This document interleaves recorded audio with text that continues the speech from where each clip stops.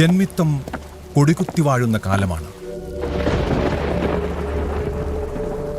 അടിയാളരുടെ വീടുകൾക്കൊന്നും അന്ന് വീട്ടുപേരുണ്ടായിരുന്നില്ല. ചാത്തന്റെ തറ, ചക്കിയുടെ കൂര എന്നൊക്കെയായിരുന്നു അടയാളങ്ങൾ.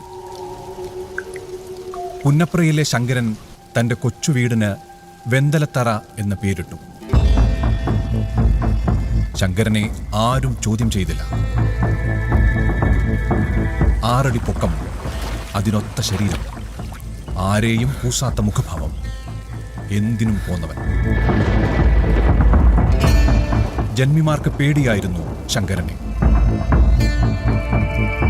1923 ഒക്ടോബർ 20 വെന്തലത്തറ വീട്ടിൽ ഒരാൺകുഞ്ഞു പിറന്നു.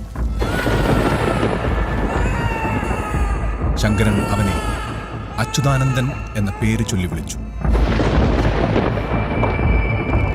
അച്യുതാനന്ദൻ എന്ന വാക്കിന്റെ അർത്ഥം നാശമില്ലാത്ത സന്തോഷം അനുഭവിക്കുന്നവൻ എന്നാണ്.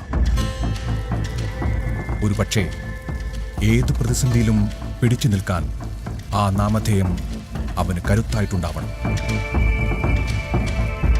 4-ാം വയസ്സിൽ അമ്മയുടെ മരണം വസൂരി പിടിച്ചു. 11 അച്ഛനും.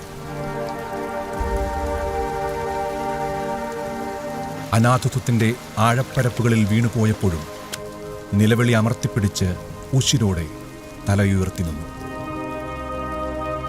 ഭ്രാന്താലയമെന്ന് വിളിപ്പേര് ചാർത്തിയ നാടിനെ നവോത്ഥാന കേരളമാക്കാൻ മുന്നിൽ നിന്ന് പടനയിച്ചു.